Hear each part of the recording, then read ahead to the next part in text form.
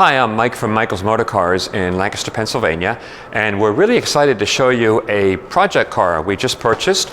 We purchased a bunch of cars from a fellow in York, Pennsylvania, who had been actively campaigning a Caterham, and he also was rebuilding a 1962 Lotus 7. So come on over. I'll try and show you as much as I can on this car. Please watch the entire video if you can, because when you're buying projects like this, obviously you want to see what you're getting as much as possible. What we have to start with is the correct Lotus 7 frame.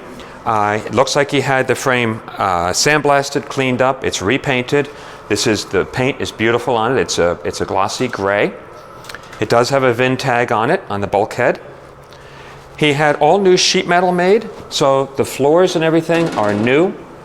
Also, on the side of the car, he has the side new sheet metal. It's all aluminum.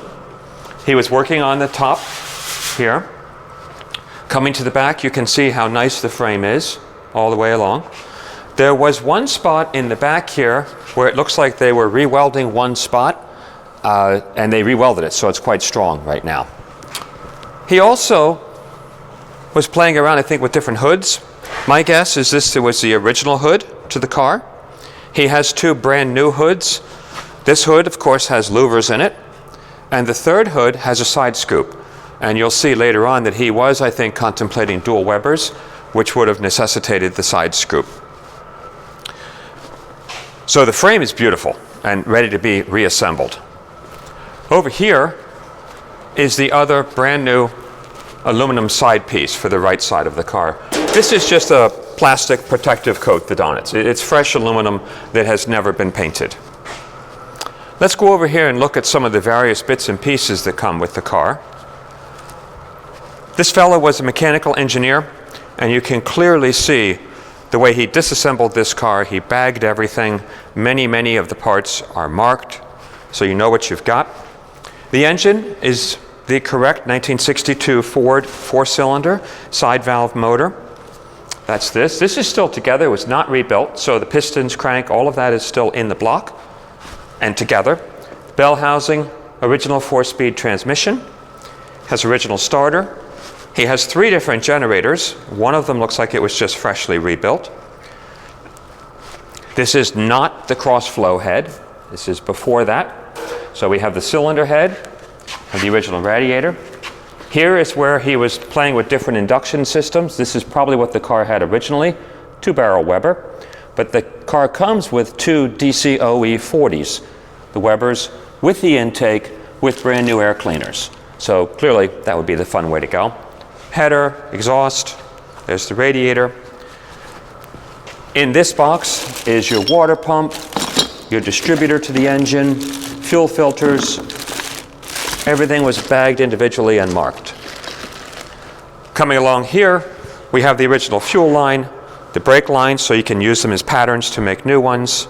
Drive shaft, the original Lotus rear, which this Lotus rear, of course, had this plate welded on here to strengthen it. And there's the original gas tank to the car.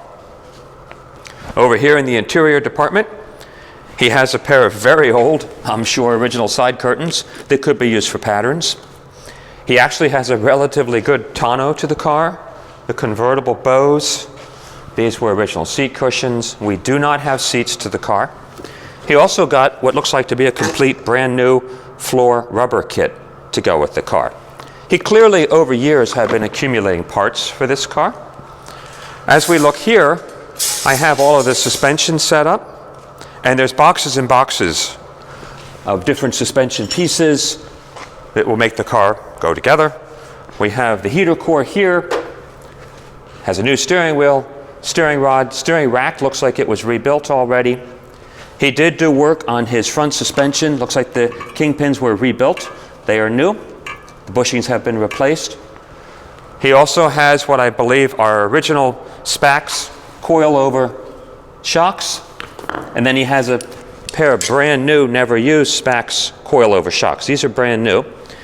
And he has a set of brand new Coney rear coilovers. He also, I think, was unsure about his suspension settings. He has lots and lots, these happen to be brand new, of different springs, probably going to try different spring rates when he would drive the car. Over here, you have all the body components to the car, the fiberglass parts. So we have the fiberglass nose, which is in great condition, the two wings. Here's your wiper assembly. We have the correct windshield with its brackets.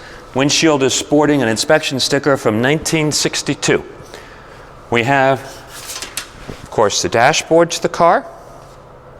We also have all of the original instruments to the car. So we have, and they're all correct and original. Car had 20,000 miles on it. We have the tachometer, oil pressure, ammeter, water temperature, all of them in their individual bags and in ready to go condition.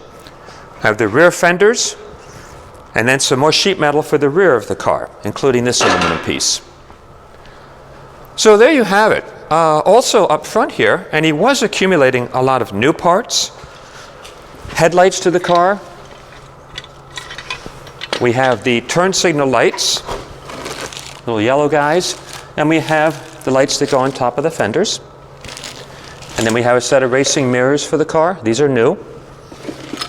Rear license plate. And also, just to show you the detail that he did, all these bags with little bits and pieces are all marked. So if you're going to do a project, this is the kind of guy you want to buy it from. So please ask us any questions. I know he has, it's a mixture of parts, but it all came off of the 62 originally, and then he was accumulating things for the car. So please ask us any questions. We'll answer them as honestly as we can. We do have a clean Pennsylvania title to this car. I think it'd be a great winter project. And we are selling it at a no reserve auction. Thanks for looking. Good luck bidding.